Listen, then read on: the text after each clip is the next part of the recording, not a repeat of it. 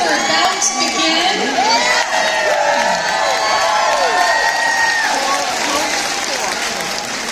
People who are coming in, don't worry. You're going to get your seat. We're going to keep letting people in as we get started. And y'all don't need to hear me speak, so don't worry about that. Welcome! Welcome, everyone!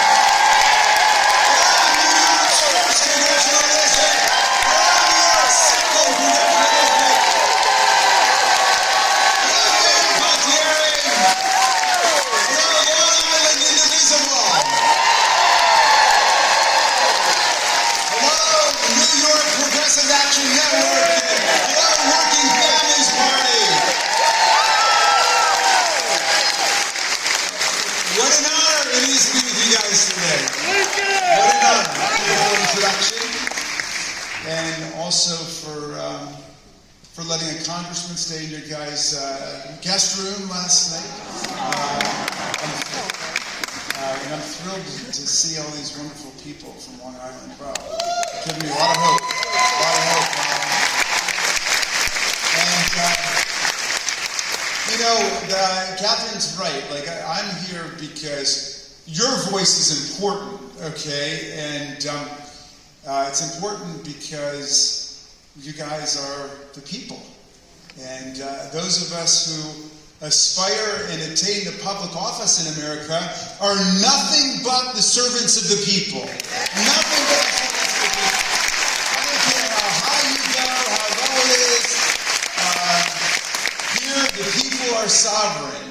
And the minute somebody gets elected to office and they think they're a king, they're a queen, they're an emperor, they're a czar, they're a boss, they're above the people, that's the moment to evict, eject, reject, impeach,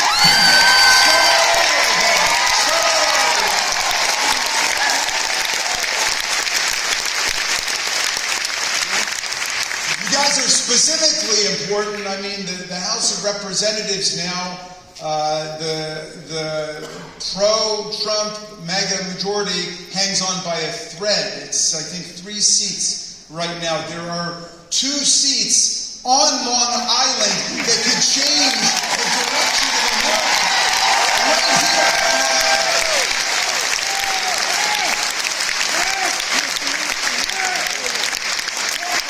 So, look, I know I was not your first choice, okay? It would have been better to have your own representative here.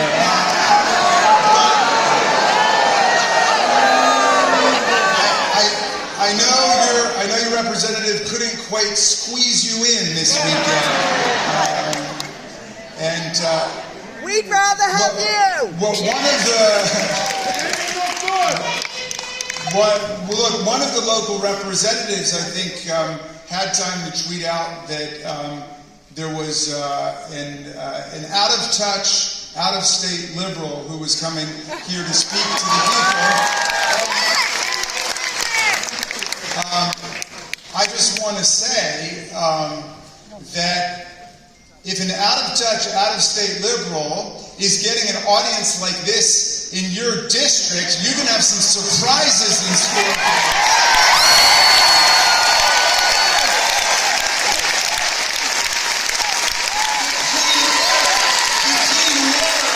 Social Security, Medicare, everything that party of nihilists and authoritarians wants to destroy, we're going to conserve. We are the party of the liberals, the progressives, and the conservatives.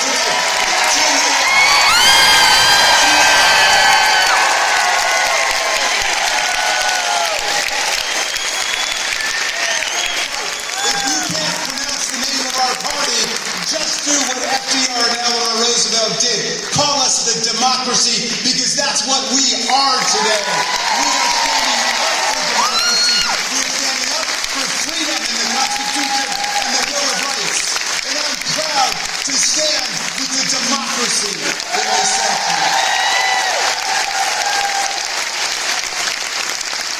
friends, we're in the fight of our lives. And I don't need to tell you that. We are in the fight of our lives. When people ask me, the reporters always say, are we in a constitutional crisis? And I say, well, you know what? That seems kind of abstract and academic for me. Our Constitution is under attack on a daily basis by Donald Trump and Elon Musk and by MAGA, and we're defending it. That's the situation we're in. We're in a constitutional crisis, and we're going to get America through it. We're going to get America through it.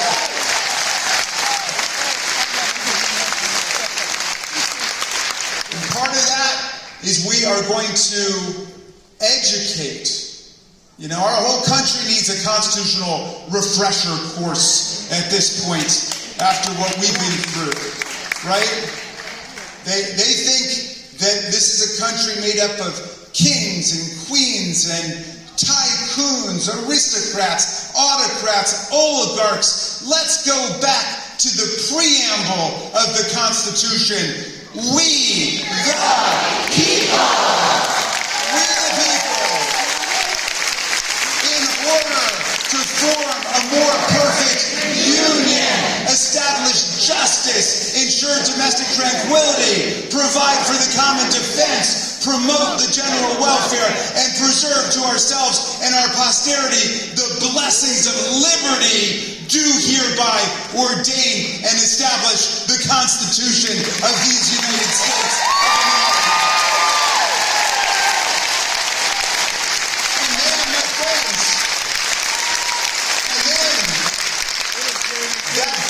Mission statement leads right into the very first sentence of Article 1 of the Constitution, which says, all legislative power shall be vested in the Congress of the United States.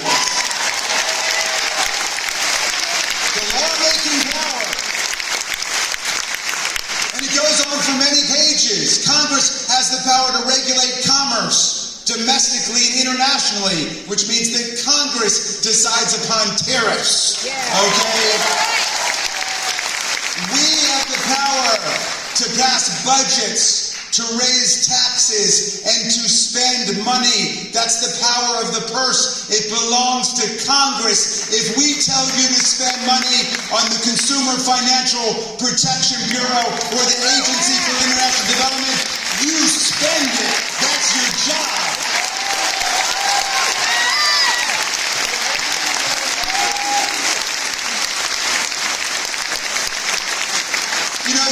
All of that, you get to Article 1, Section 8, Clause 18, and it says, and all other powers necessary and proper to the execution of the foregoing powers. It could not be clear where the grant of lawmaking power is in Article 1 of our Constitution. Then you get to Article 2, which is like this big, okay? And the most important paragraph starts out, a president shall be impeached for treason, bribery, and other high crimes and misdemeanors.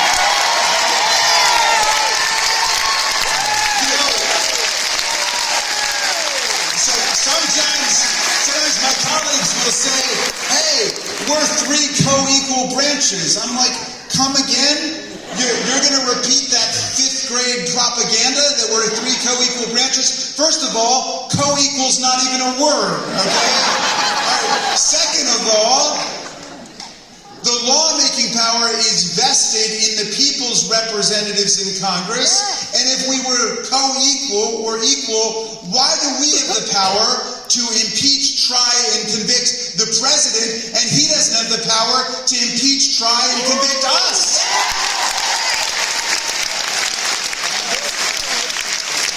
Look, what's the core job of the president after Commander-in-Chief of the Army and Navy in times of actual conflict, right? By the way, the president is not Commander-in-Chief of the Congress. He's not Commander-in-Chief of the Supreme Court. He's not Commander-in-Chief of the country or the government. He's Commander-in-Chief of the Army and Navy in times of actual conflict. What's the core job of the president?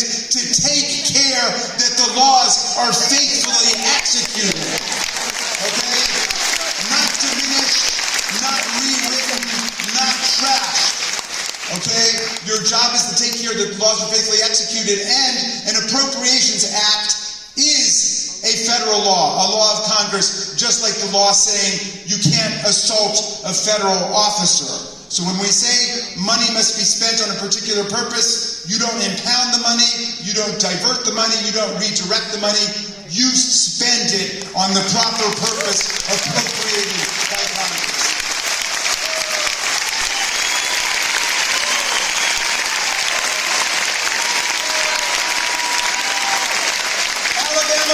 Texas just voted to endorse the 10 Commandments and to post the 10 Commandments in every public school classroom in the state. I knew it was going to happen.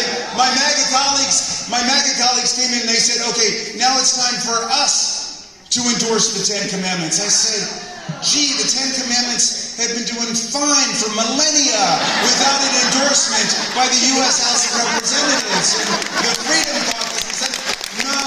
They insisted. One of the guys said to me, well, no, because the 10 Commandments are the basis of the Bill of Rights. Right? And I said, I mean, I know there's 10 in each one, all right? But let's test the proposition. Right? The first commandment says, thou shalt have no other God before me. The First Amendment says, Congress shall make no law respecting an establishment of religion. All right? It's hard to see how that one dictates that one. We go up to the Rules Committee and they insist they want an up or down vote on the 10 Commandments. And I said, I disagree with that. If we're going to vote on the 10 Commandments on the floor of the U.S. House of Representatives, we should have to vote on each commandment separately, okay? And they can't get away with that omnibus package. And also, you can't vote for any of the commandments you've ever violated.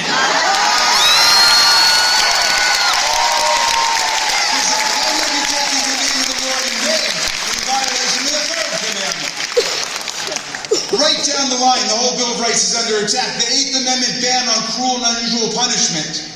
You know, why do we not banish people to foreign prisons run by torturers, even if we give them due process? Why do we not do that? Because people have a right, even if they've committed a crime, even if they've committed 34 felony offenses, even if they've done something they're going to be ashamed of for the rest of their life, they have a right to be near their families, and they have a right to be near their lawyers, and they are people we hope we will be able to rehabilitate and reassimilate to American life. Okay?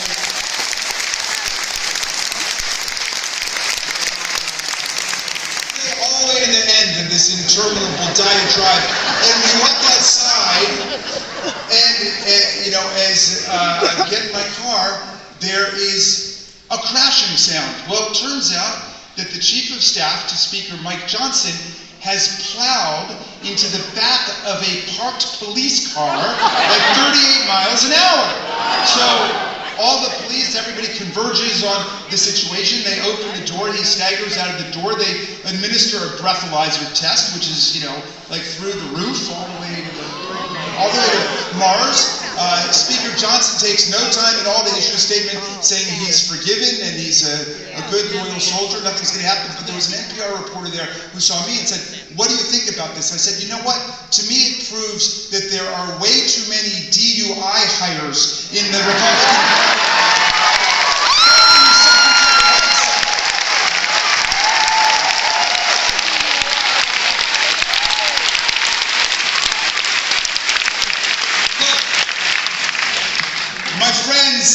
Democracy is under attack, and the great achievements of democracy are under attack. Right now, it's Medicaid.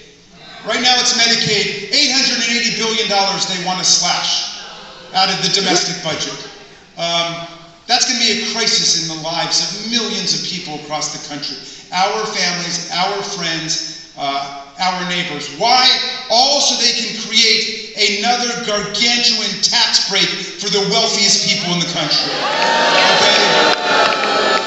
And it's not just a giant grift, as we know from the first Trump administration. Right now, it's a political philosophy. If you read what Elon Musk and the other Silicon Valley billionaire plutocrats are saying, if you look at their their guru, his name is Curtis Yarvin. He did an interview about 7 or 8 weeks ago with the New York Times. He came right out with it. He said, the American people have got to get over their fear of the word dictatorship.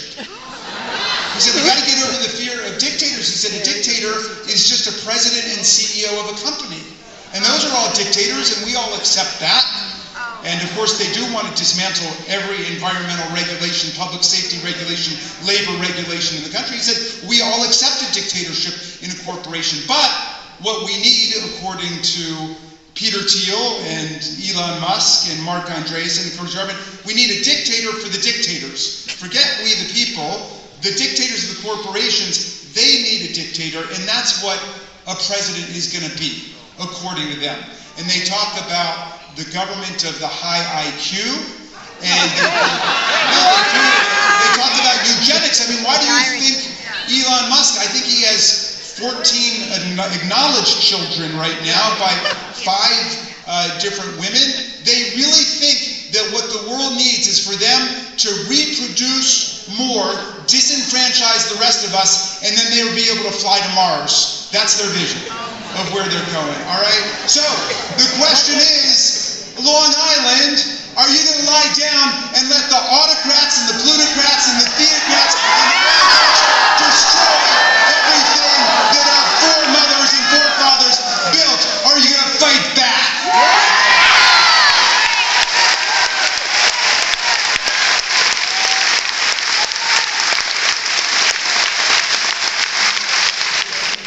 And he fell in love with the promise of America. And he fell in love with New York, too. But he fell in love with the promise of our country. He said, if this land lives up to its values and ideals, it will become, he said, an asylum to humanity.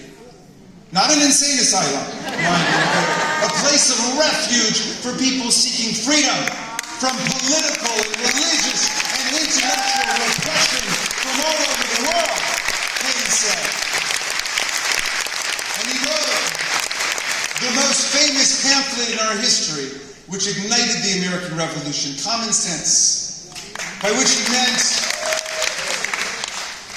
the sense we have in common when we're willing to reason together without what we would call today propaganda, disinformation, superstition, ignorance, when we're willing to take the facts and reason together to get there. And you know, that's such a beautiful pamphlet. George Washington had the troops at Valley Forge reading by campfire light Common Sense as the inspirational pamphlet of the time. But 1776 was a tough year, and the country was split right down the middle. I'm reading a book about this right now by H.W. Grant called The First Civil War. It was about how the American Revolution split the country. Half the people were running around saying, we need a king, we need a queen. For all of time, humanity has lived under kings and queens and czars and emperors, people like Vladimir Putin and Viktor Orban and Donald Trump. That's the fate of humanity, they felt. You can't beat the greatest empire that's ever existed. But then the democratic patriots, the revolutionaries, they said, well, let's give this a try. Even with all of their flaws and all of the conflicts to come over slavery and the disenfranchisement of women, they said, let us create a government based on the consent of the governed. Let's create a nation founded on the principle that all men, and we would say today, all men and women are created equal, and that everybody is endowed with unalienable rights to life and liberty and the pursuit of happiness. Let's give it a try, they said. Let's pledge to each other our lives, our fortunes, our sacred honors in order to make it happen. But anyway, it was a tough year, and Paine wrote this pamphlet for them called The American Crisis. And I just want to quote a passage to you, a tiny little passage, but I'm going to update the language so it doesn't offend modern sensibilities. I promised Nancy Pelosi I would. She said Tom Paine was a feminist, and that he was. And he was fighting for women's voting rights in the 18th century. And he was an abolitionist, too. But anyway, Paine said, these are the times that try men and women's souls. The summer soldier and the sunshine patriot will shrink at this moment from the service of their cause and their country. But everyone that stands with us now will win the love and the favor and the affection of every man and every woman for all time. Tyranny, like hell, is not easily conquered, but we have this saving consolation. The more difficult the struggle, the more glorious in the end will be our victory. Let's make that victory ours, Long Island. Thank you, New York. Thank you, Long Island Indivisible.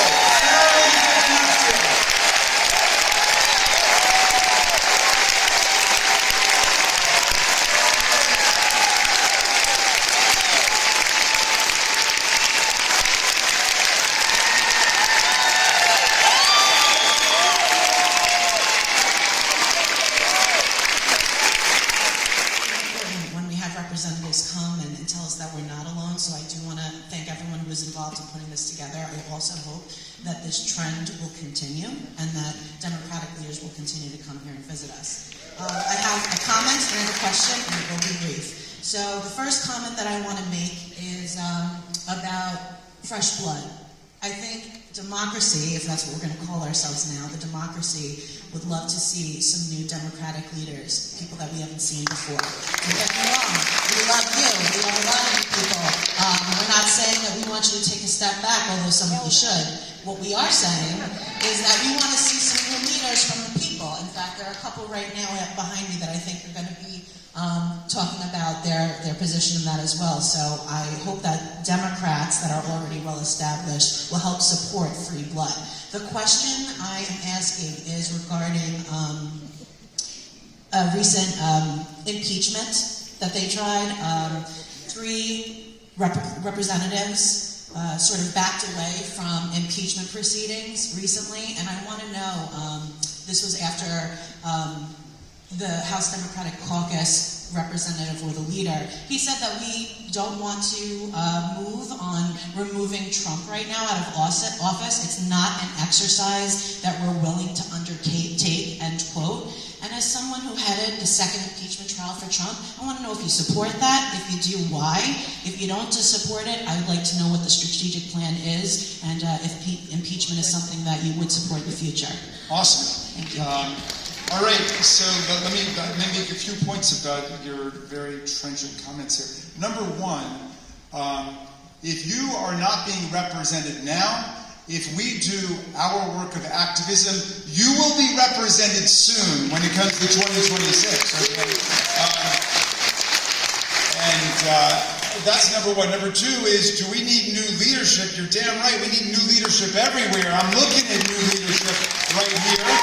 When you say you've got some people behind you who are going to be new leaders, I got some people behind me who are going to be new leaders.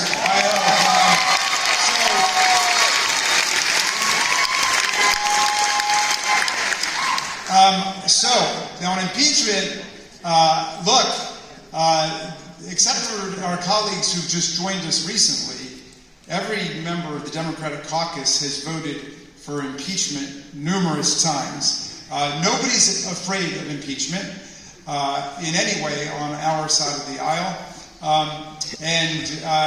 If you permit a digression, just to talk about the Senate for a second, and I'll come back to the House. But look, I sat or stood this far away from Mitch McConnell for an entire week when we brought the case over to the Senate.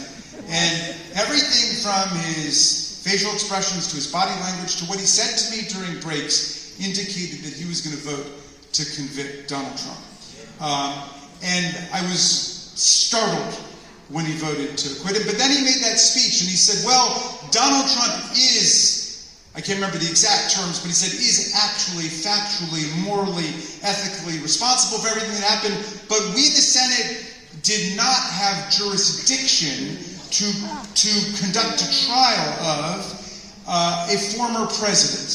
Now, that contradicted more than 2 centuries of Senate impeachment and trial practice with respect to judges and others who had been tried and convicted. It also contradicted what was held by the Senate on the first day of the trial, where they tried to dismiss the trial on those grounds. And that was rejected in a vote of 56 to 44, which makes the acquittal of Donald Trump the greatest case of jury nullification in American history, because they took what was a legal point that had already been rejected by the Senate, and then they used it to decide the facts of the case, or to override the facts of the case, which is what they did. By the way, if the position of Senator McConnell and at least a dozen other Republican senators was that Donald Trump couldn't be tried and convicted because he wasn't in office, he's in office now. He's in office now, and the incitement of a violent insurrection and the attempt to perpetrate a coup against the democracy is an offense that is an imperishable one. It doesn't go away. There's no statute of limitations on that.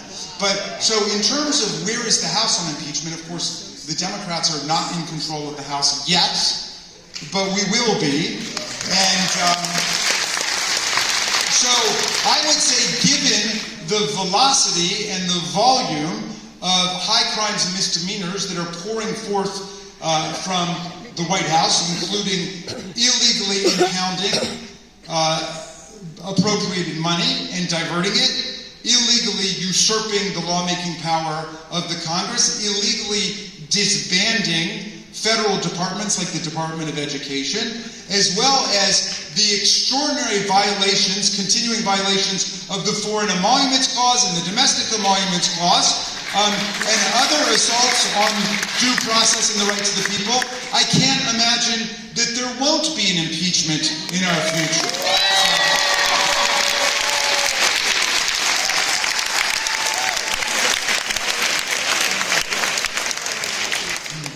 Oh, right on.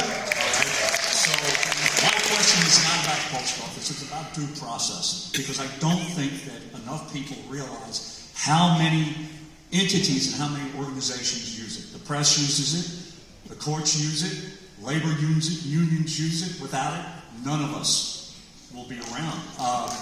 What can we do, not only to preserve that, but how can we get civics education back in classrooms? Teach people about that. Thank you, sir.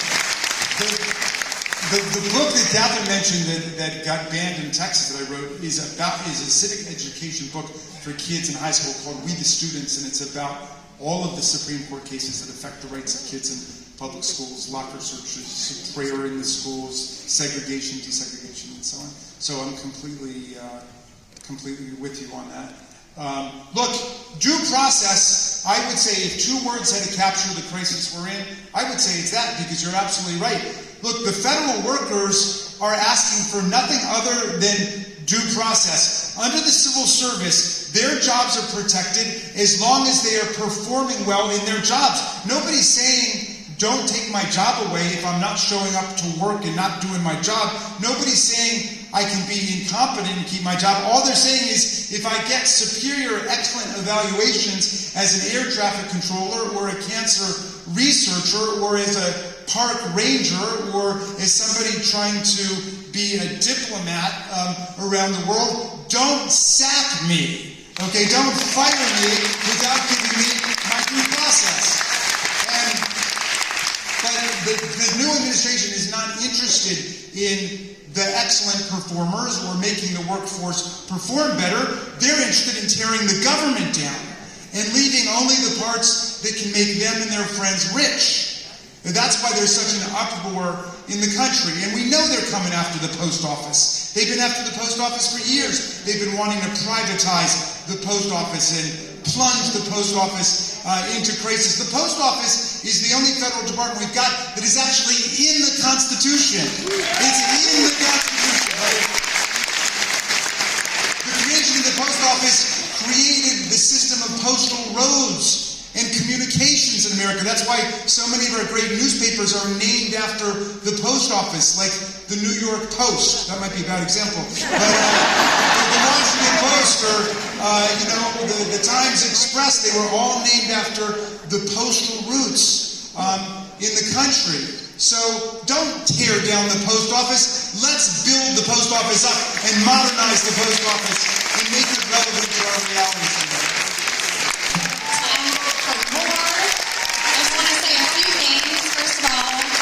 Thank you so much, Congressman Raskin, for being here with us today. It means so, so much. There's a couple of things that you've said that I want to reiterate. One is progressive means progress. I like that one.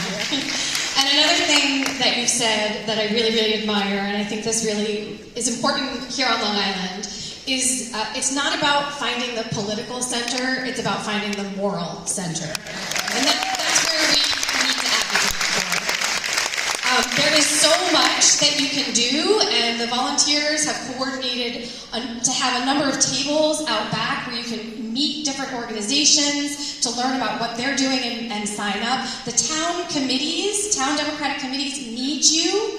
They need your help to win state, local and state races. Do you know where Congressman Raskin came from? His state legislature, right? So that's how we build power. So call your congressman. You know, we left the seats here for them, but you know, they didn't show up. So maybe you can call them and see if they'll answer.